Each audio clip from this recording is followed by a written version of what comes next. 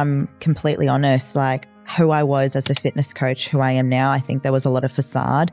I thought I was inspiring people, but I think now stepping into the business world, I've really seen the difference of what being driven by impact as opposed to just, hey, look at me, I'm famous, or hey, look at me, my body looks good. It's like I want to help people have that same impact. It's almost like every time I'm faced with a new challenge, I almost know that the risk is going to be crazy and it could definitely affect me, but it's like, what's the risk of not doing it? I feel like a lot of people, they need to celebrate mistakes, because how else do we grow? How else do we take feedback on further the mistakes we've made within relationship, within business? Now, whenever something happens, I'm like, okay, what is the lesson? Tell me.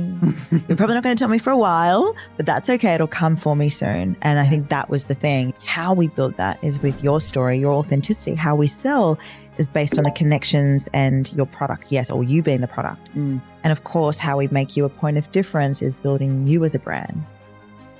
Tamara, thank you so much for joining me on today's podcast. I'm honored to have you. It is an absolute pleasure. Thank you so much for having me. I'm excited. Excellent. I love that. Love the enthusiasm. So you yourself have had an epic journey from where you started to where you are now, from a dancer to an athlete to now full-fledged in the business entrepreneurial world. What was your one key moment that you knew this was the path for you to go? Wow. So just before COVID hit, I had an amazing content creator. I had just sort of dabbled in the life coaching space, fell in love with the personal development world.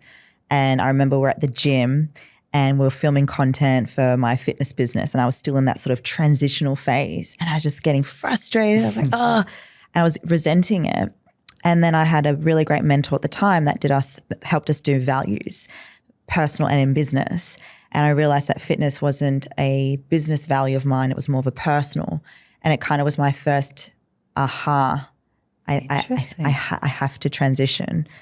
And it wasn't like a straightaway transition. It was like I allowed my audience to understand that I've been seen as one identity, and I started to then shift into mindset coaching, life coaching.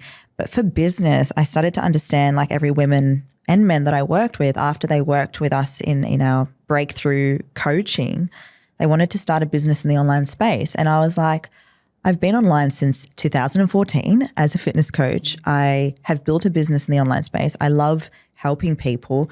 My story goes back to being through hardships at 12, like the dots connecting, it made sense. Interesting. Okay. And I think if I'm completely honest, like who I was as a fitness coach, who I am now, I think there was a lot of facade. There was a lot of validation and hope. I thought I was inspiring people, but I think now stepping into the business world, I've really seen the difference of what being driven by impact as opposed to just, hey, look at me, I'm famous, or hey, look at me, my body looks good. It's like I want to help people have that same impact. And I think that was like the turning point for me. Tell me about the facades. Yeah, it's funny. I didn't realize like ego and facade and the need of showing up and pretending to be someone you're not. And I think I didn't realize at the time too, but as a dancer, it was all to do with like not being able to self-express what was going on, how I was feeling inside. And I share this when I speak on stage. A lot of the times when I was acting and dancing, I think my mum used to always say to me, don't show people what's going on. Don't allow people seeing what's happening in our home life. You know, we went through a lot of struggles growing up. So I think the dance facade was not being able to express what was going on inside, which I was a little girl that had struggled to self-regulate. You know, I was always the positive one. And then in the fitness space, it was like, no pain, no gain. Yeah, you know? Literally, yeah. And that facade felt like I had to be strong. I had to keep pushing. I couldn't show people if I was struggling. And that was pretty interesting when I was diagnosed with complex post-traumatic stress in 2018, just before I won my pro show. Oh, wow.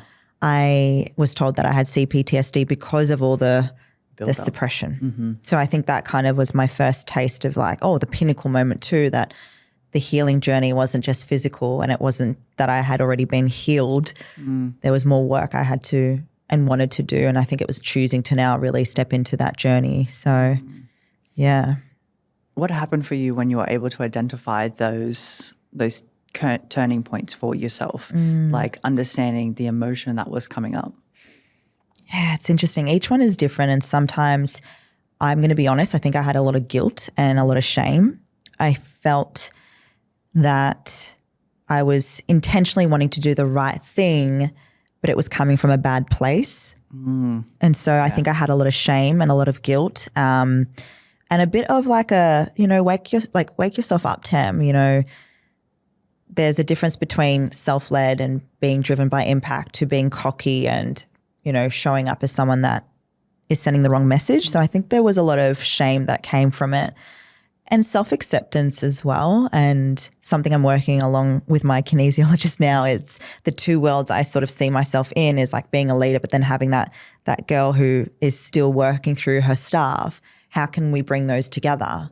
So I think now it was guilt and shame, and now I'm really still working on it, of that self-acceptance piece of like owning who I am, even if it's stuff that I'm still ashamed of, How are you able to connect back to that authentic part of yourself to be like, this is where I need to go? Yeah, I feel because values are important to me.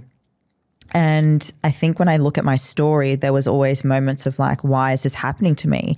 And I didn't know at the time. And I think sometimes I get these weird visions of like, this is why this has happened. And when I go from mind to heart, it's almost asking that question of like, am I in my authentic self? Am I being true to who I am? Am I on the right path? Is this what I'm meant to be doing? And it's like that intuition of when you go from head to heart, that helps me. And sometimes when it comes, this is where I get a bit woo-woo, it's welcome to the space. Well, I'm like, there we go. No, you're good.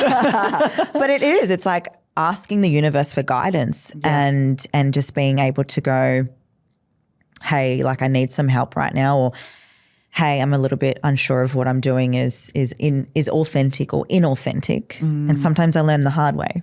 Yeah. And that's actually been a lot of what this theme has been about for me this year, like the mistakes I've made and the theme of playing big and what I thought playing big was going to be like for me. The money, the wealth, the fame, the amazing relationship to you want the big thing and you want to be driven of impact. Here's what we have to work on. And that's been a massive thing for me this year. What was those things you had to work on? I think it was how I was positioning my business. I used to always have this belief that I'd always find a way and take risks. And I think I used to take risk from a really addictive place that was to be seen a certain way, as opposed to it being from a place of like consistency and doing the reps to build something that's going to be magical. And so turning into a business coach, I thought, let's promote my business by saying what I make and seeing if I can help people with that and putting on this front that's how I'm going to be successful. And I realized that my dad, being a gambling addict, was very good at putting on this front. And while those numbers were true, it wasn't true to my values and my message when it came to helping people. It was just being seen a certain way. And they were the biggest lessons I faced this year. The lessons of also being able to say no, the lessons of me and my partner working together, and that was coming from a place of love. But I think it was also like, okay, he left his tradie job to work for me. It was an amazing idea, but it also brought forward the mirror of all the stuff I was avoiding. So I'm grateful for everything that I've had that's happened this year. But fuck, man, it's been a lot of healing this year, but I'm very grateful for it too. Through that healing, how has that helped you in your business? Definitely define my message.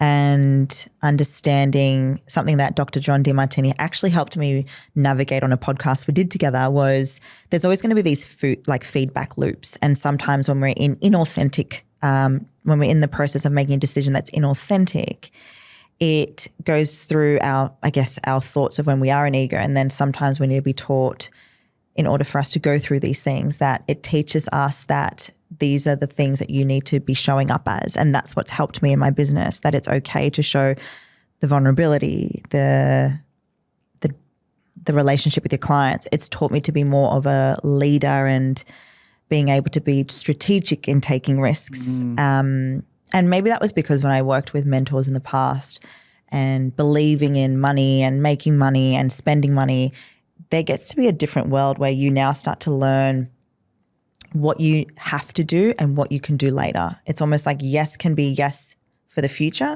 and it's also important to be present and understand what's something that you shouldn't be doing right now in order for you to move the business.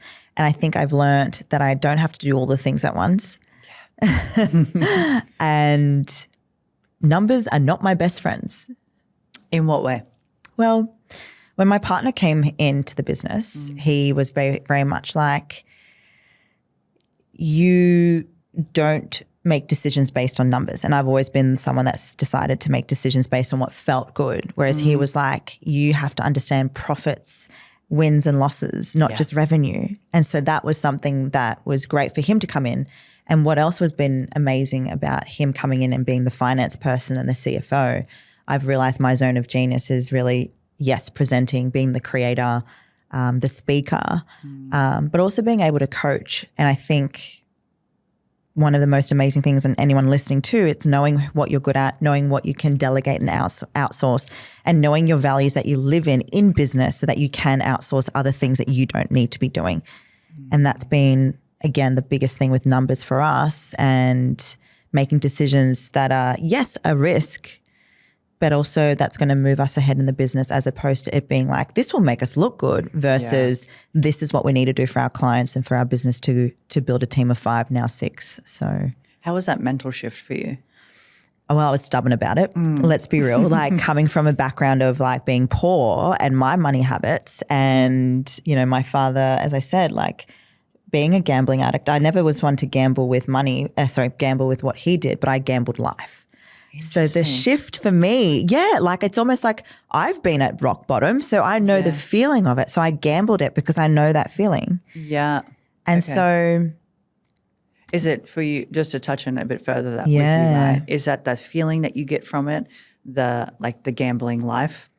I think when you've been homeless and you know the feeling of perseverance and living life on the edge, it's almost like every time I'm faced with a new challenge, I almost know that the risk is going to be crazy and it could definitely affect me, but it's like, what's the risk of not doing it? Yeah, okay. And so sometimes I was so addicted to the pain of being of struggling that it became like a full circle, which is kind of like half the reason why the work isn't just external anymore, it's all internal. You know, stuff I'm working on with my kinesiologist has really helped me realize some of the things subconsciously that I've had to really work on being able to have that meaning of life, the freedom and wealth, you know. And that's been a game changer for us. The loop of suffering, was it something that you were able to identify yourself, or did somebody point it out for you? I actually don't remember. I think Jordan did try and point it out. And then it wasn't until my mentor said, there's something here for you to look in. And I always never take advice from my partner like that. So it was definitely someone else. Yeah. And in other areas now that I reflect on it, that cycle of suffering, it's almost like that cycle of self-sabotage. Oh, interesting. How do the two correlate for you? For me, it was like if I'm starting to grow a certain level in business or in my relationship, it's almost like I'm going to see what I can do to fuck this up because it's too good. Yeah, it's like waiting for the shoe to drop. Yeah. And then the suffering of that too, it's almost like part of, I guess, growing up with my mum and dad, there was this abandonment element that I faced quite a lot. So I think I used to always just sort of push my partner at breaking point. But we're working through it in like a now. Test way. I think in a test way, but also because people have let me down and my father walked away, I wanted to see if he would stay. And he's been my rock throughout everything this year. So it's definitely been a year of playing big, but it's been playing big on, if you want to get to this level of growth and expansion, these are the parts of you've avoided to work on that we have to face right now. Yeah. So that's what I mean about all the things that we've been working on this year. It's phenomenal. That's phenomenal. Told you an open book, babe. Yeah, no, we love that. We love it. I love when people are open to talking about how things connect for them. I'm a true believer that things connect from personal life into business, like they bleed into one another. So if we're not showing up in a healthy, authentic manner internally in our lives, it's going to bleed into our business. And how we show up for our business relationship is usually how we show up in our partnerships in real life. And the two coexist. So if we have to heal something within ourselves, it will be reflected in the outer world. It's just up to us to try and identify what that is. Yeah, that's true. And I think a big thing, and we know this, and the thing is when you know it, you can't unsee it. Yeah. And then there's me fighting with my partner and it's like, this is something here. Yeah. And I've always said to him, when there's something misaligned in business, there's something misaligned in other parts of our relationship. And so I've been incredibly grateful that we're now both working on it. It's not easy. It's been hard. We've had moments where we wanted to break up. It's definitely been something that I talk about at my event, you know, and a big theme that I've also shared at my event is my relationship with mistakes. Okay. And I feel like a lot of people have this,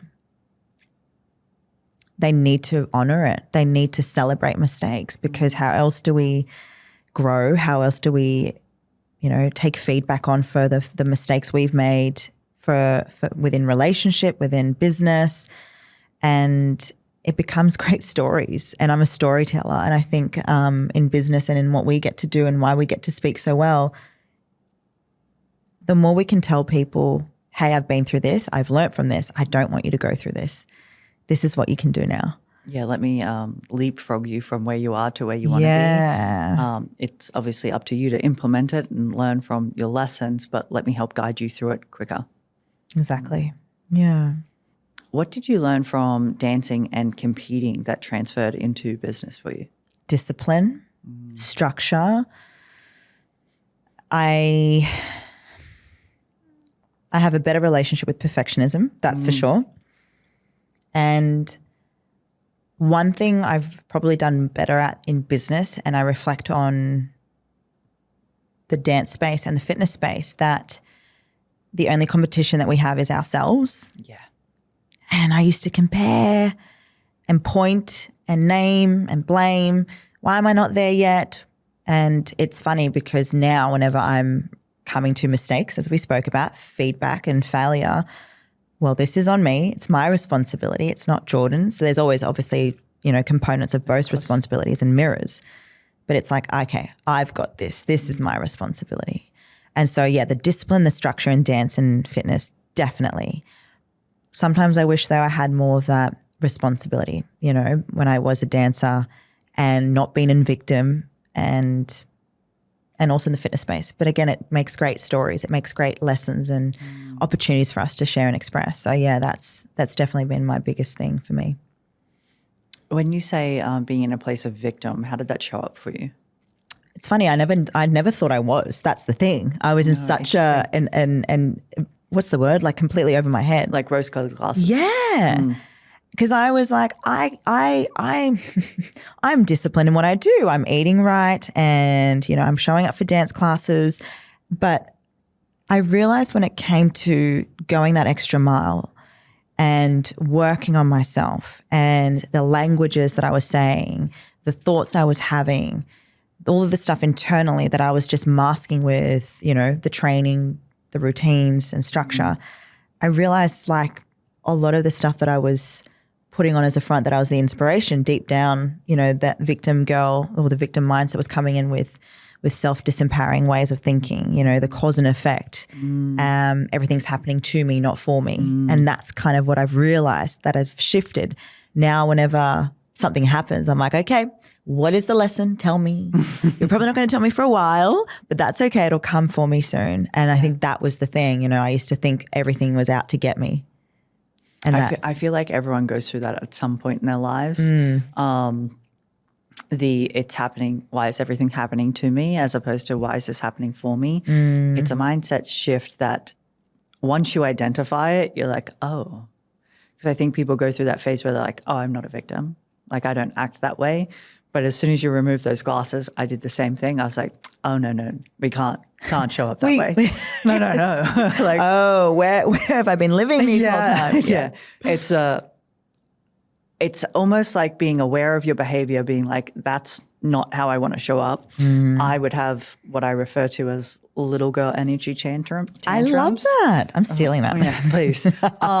And the moment that I realized that I was doing it, I was like, oh, I'm slightly embarrassed that that's how I behaved. But now we change it because it's not okay. And it's really beautiful you bring this up because you're aware you had that moment and it's okay too, but I think it's quick to make those shifts and changes. 100%, yeah.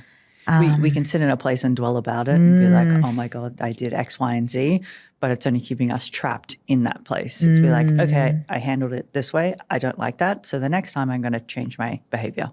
Exactly. And there was something that you said there that really, so there's another thing I like to call the CEO pants. And there's been times where I've been in, it's not working. I can't do this.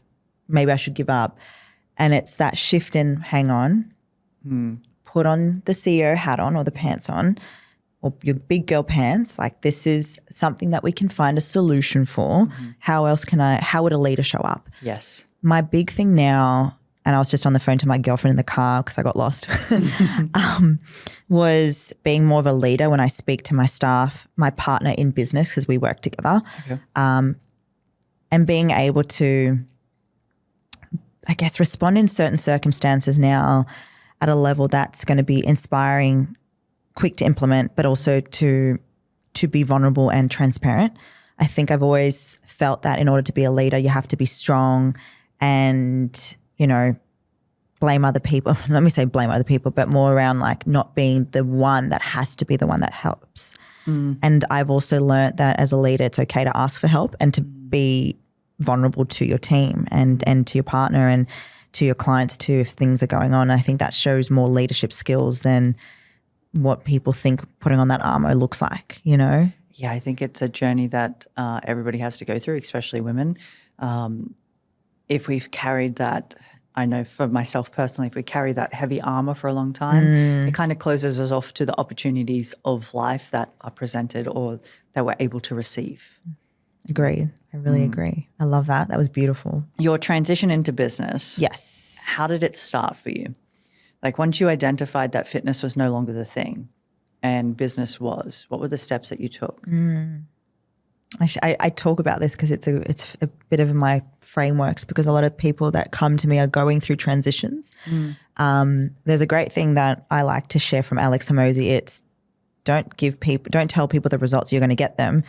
Share them what you have done differently and that you're going on a journey and that you want to take them along with you. I love that.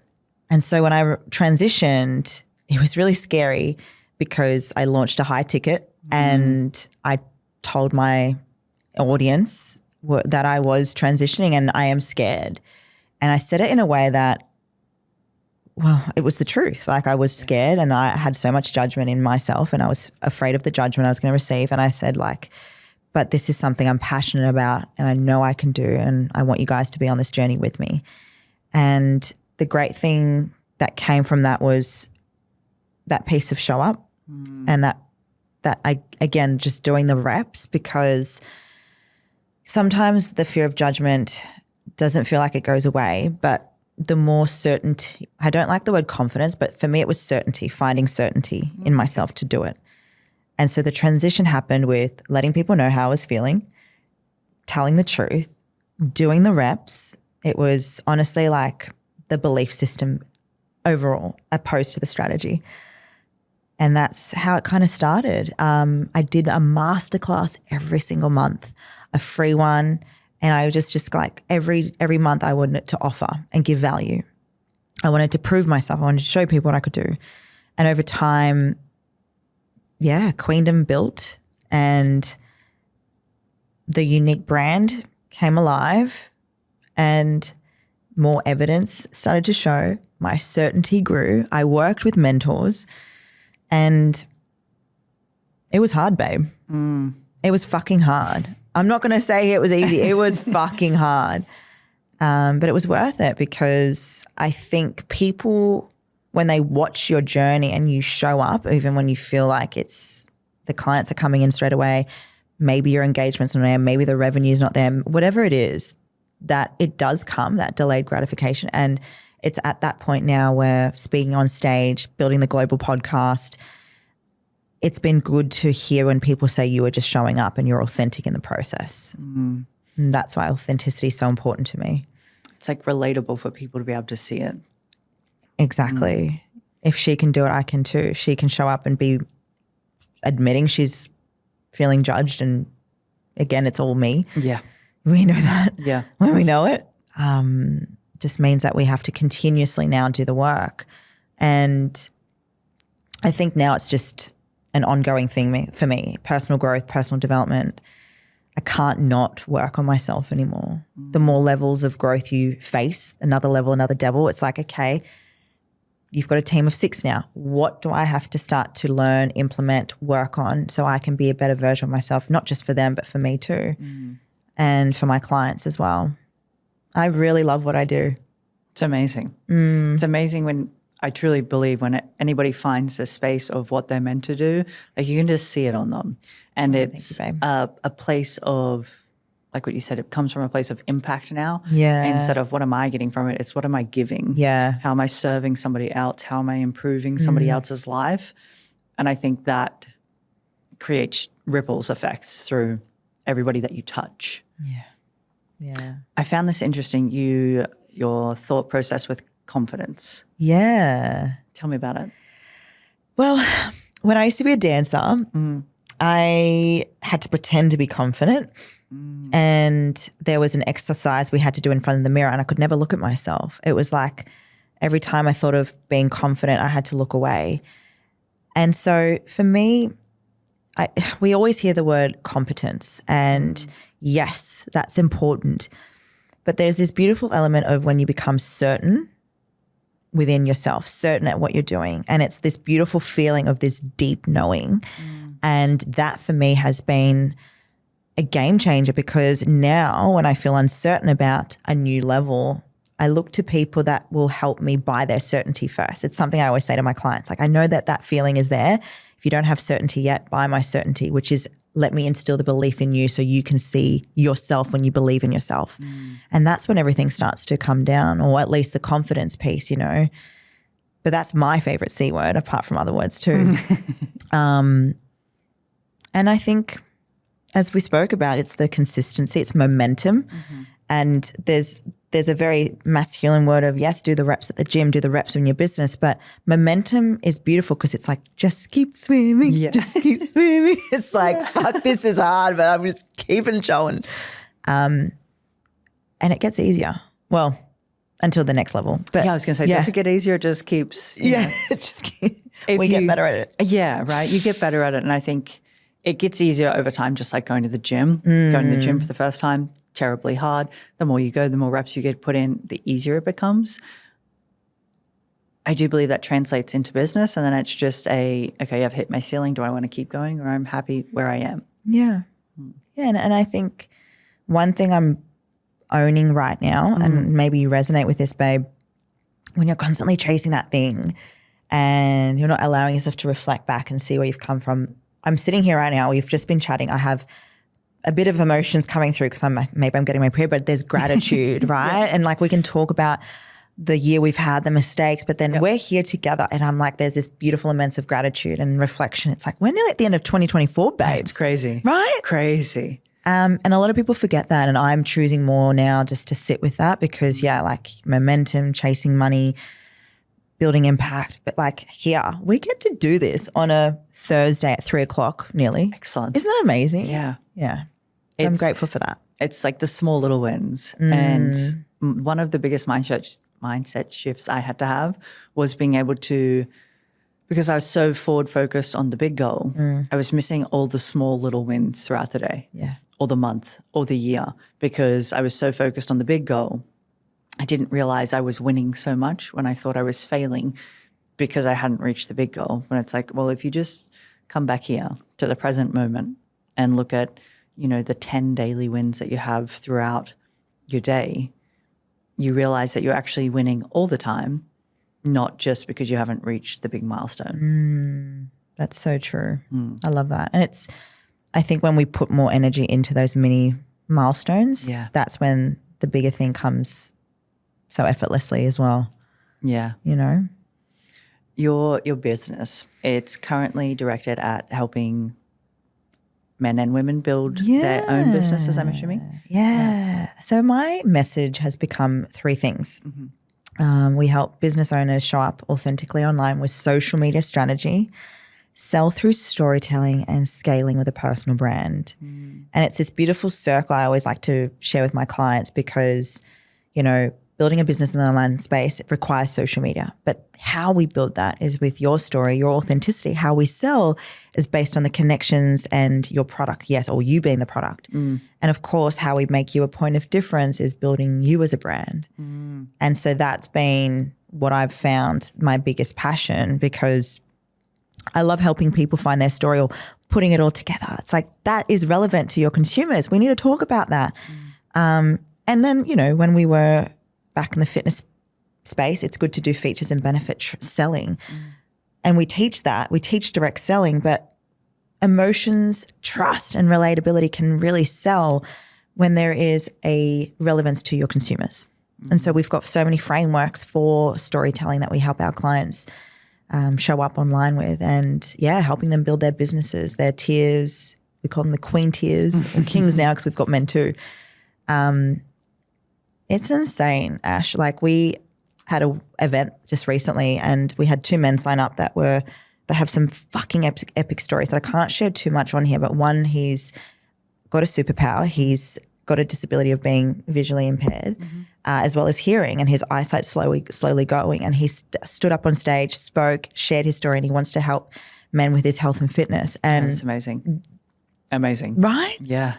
And this is like, again, so many people have these super fat powers and we just want to bring more of them out, right? So it's been really beautiful to find that message and the concept too. I talk about that with my clients all the time. So just find your three things and get really good at it, and then you micro topics them as well. Let's touch back on, you said everybody has a superpower.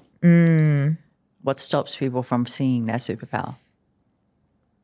When I was speaking about this beautiful boy and he was telling me about his condition, I reframed it to superpower because our thing that we've been told that we should hide or keeps us held back is predominantly what can become our superpower. And I think a lot of people have been told to be a certain way and to act a certain way, and sometimes it's being who we are that helps us stand out. Our superpower is within us, and I think maybe society and what we see on social media makes us feel like we can't express those parts or show those different unique attributes, right? Yeah, 100%. And I think more and more of those people, I was going to say people, but more of the weirdos, the different people out there, the misfits are starting to really take a stand. And I think that's really powerful right now. How do you see that right now? Well, it's funny because I feel now so many things are coming out online where people were told to be put in a box. And I think I was one of them. That's why I'm so passionate about it. I had a vision when I was on a podcast and I was like, I have to start a school to help people who have come from dysfunctional families, to help them speak, to help them be on stage, to help them, be in their creative genius. Because I think a lot of the times, you can go to uni, you can go to, like TAFE, but what if you were just to, be able to focus on your craft and bring that forward? Like, I think so many people deserve to be seen and heard, and a lot of people have had people tell them that they shouldn't show up as themselves. So have you experienced that? Yeah, my beautiful grandma who's passed away, she told me that because I'm a Brazilian parasite and I wanted to be a dancer actor, that I will probably die by the age of 21 because I wanted to be a performer. Yeah, okay. She wanted me to be a lawyer, and there's nothing wrong with being a lawyer or a doctor. It's be who you want to be, right? And I think I've always been told by my mum to own who you are. And on my dad's side, it was like, go to school, go to uni, get a job, And that's never been me. Yeah, okay. So, yeah. Did you go to university after school? I went for one semester actually. Oh, nice, okay. I danced as a dance teacher and it wasn't for me. But I think that was because I remember at one point I was professionally dancing overseas, and every dancer knows the reality of the industry. You'd get a job, you'd get a really good job, then you don't. So you'd have a job. I was working at Hooters at the time. I was working at General Pants. And yeah, I was like, maybe I should try being a teacher, and it just wasn't for me. And that's my story, you know? And what we spoke about before, the identities, the transitions, the thing that's led me to where I am now, you know, I'm so grateful that I've evolved, and I may still evolve into different new roles, who knows? But that's something for us to all explore. And I think we don't have to be set in one way. No, 100%. Do you think that people get stuck in the stories that they tell themselves? Yeah, it's funny you say that, you know, because I think a lot of people do hold themselves back because of it. In what ways? Well, there's the story that we tell ourselves, the story we tell others. What's the truth? I don't know. Like, me and my brother went through the same thing growing up. His version, my version, we ended up in two different ways of life. So whose story? Yeah, like both can be true, right? Yeah. And maybe there is stories of like, I can't do this, I can't do that, maybe I should do this. I think a lot of people forget how powerful they can be when they just lean into just self-trust and surrendering. What do you think stops people from doing that? I'm going to say themselves.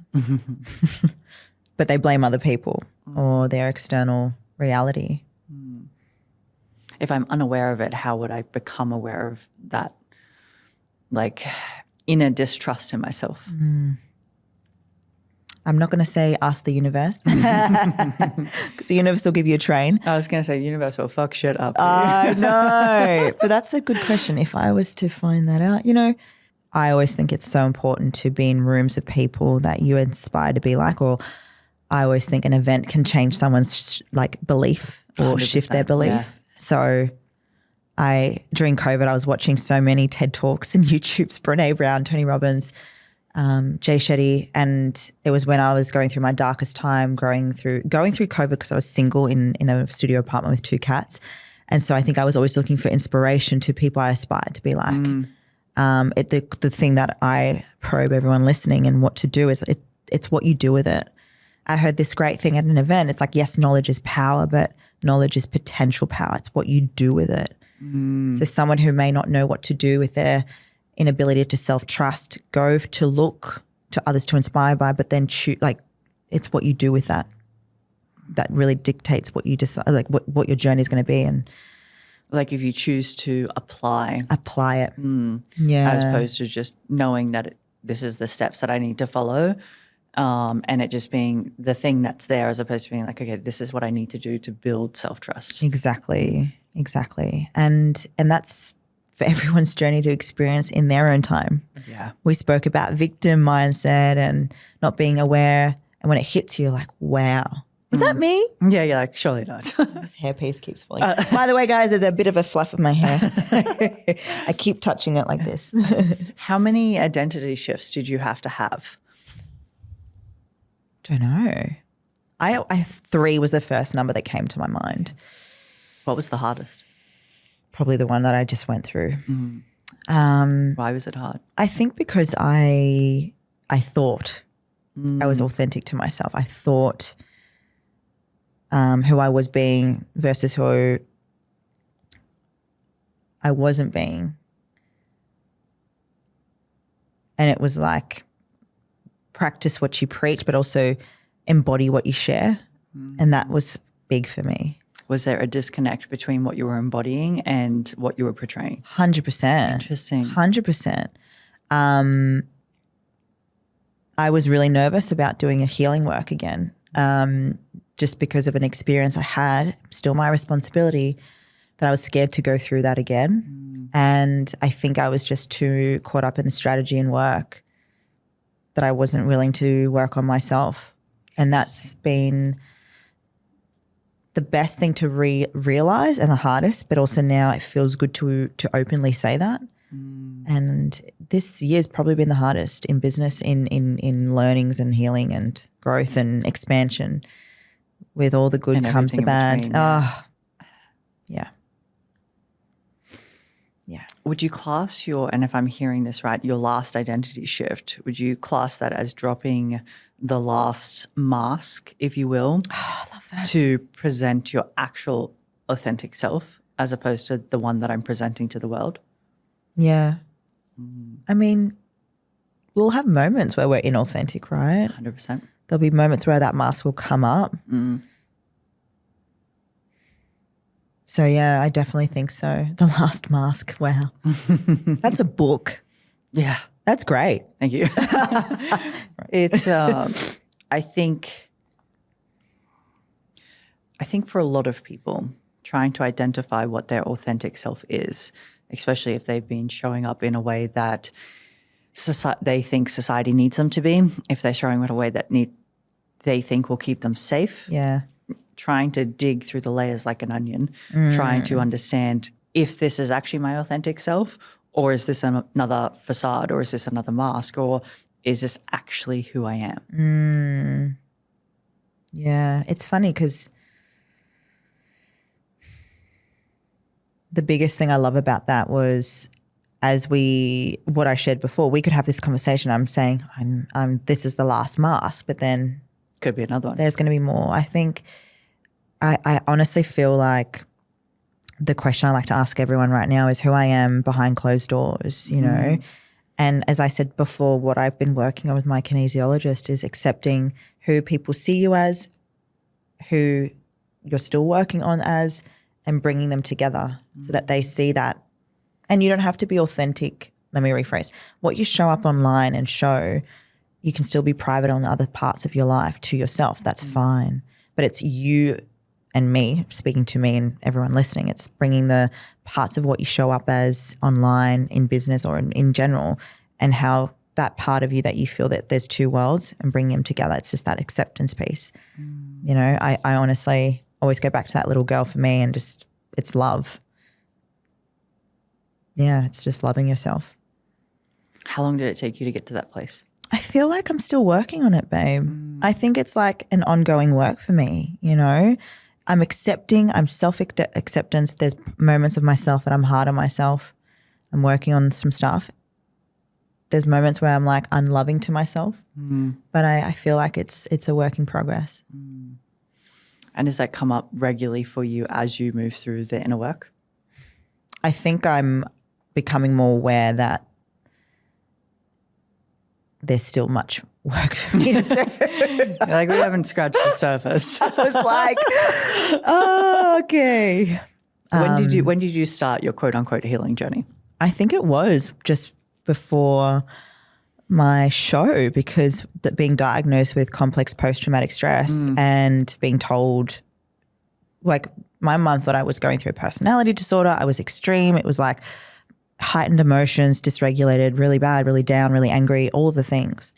And that was when my partner, no, he wasn't even my partner, my friend at the time who we dated, he gave me this NLP book to listen to. It was an audiobook, and that's kind of like the start. It was 2018. So it's been since then. But it's funny, my mum used to play Tony Robbins in the car with me when I was a little girl. She got me into that, right? So like maybe it's been since 2018, but I was dabbling in it when I was little, but just wasn't aware of it. That awareness piece. Yeah, right. The PTSD, how did that show up for you in your life? Well, I went to Thailand, went there to train, met a boy, came back home. Boy broke up with girl, and that's when that abandonment, I think that was the last piece. So it came up, it was almost like, I want to say darkness, like a really bad time where it just felt like I was in a hole, if I was to explain it. But it was also during prep. So I was heightened, disoriented, training like a mofo, not sleeping well. It was just like, and it came up with when I was around my mum too. And I think she was just so worried because she was the one that told me just to suppress, to not, show up as you. So it was almost like this big punch in the gut. And I thought that was something like wrong with me. It made so much sense. And I also know that diagnosing yourself can be something that we put labels on things too. So I'm very aware of that as well. But it made a lot of sense to so many things in my life as well. And it's part of what I like to share and express to anyone. So it's part of my story. Where did it stem from? I think it was from the abandonment, babe. I think it was, and there's stuff that I can't share on here because it's what I share at my event about my dad, but my dad was a big part of the stuff I'm working on right now. But also my mum too. What I'm working on at the moment is like the relationship of feminine that I have. My maternal instinct's absolutely not there, and I'm working on that. There's a lot of wounds that I'm working on with the feminine. And then there's also a lot of stuff that I'm working on with the abandonment from my father. So I think that's been that first diagnosis or that first incident was the first peeling of the onions for me. And now just working through that right now. Digging them up. Digging it up. And I say that because I'm 35 and my partner and I, we want to have children, and there's this big sense of fear I have with that because we were homeless at 12. We lost everything. So there's always been this need of perseverance, and now I really want to give my future family the life I never had. And now being 35, there's people saying to me, freeze your eggs and, you've got to start planning. And I'm like, I'm building my empire here. I'm helping people. I want to speak on stage. So a lot of the masculine energy has been very big for me. And so I'm working on allowing myself to be more in my feminine. And it's been hard when I didn't have the best role models growing up either.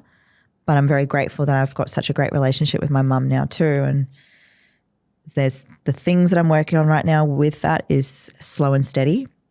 But I do want to have kids one day. So it'll be really interesting how all that pans out. Yeah. Plenty of time. I hope so. Always. I've just worked on this shit this year, babe. Fuck. Look, the thing that I learned was the quicker you feel something, the better, the quicker it can be let go. We can intellectualize and tell ourselves what it's meant to feel like or what it's meant to be like. And until we feel it, it'll stay with us. Yeah. Which is never a fun place to be. No. But here we are. Here we are. When you talk of the deep hole that you're in, how can you explain that to somebody?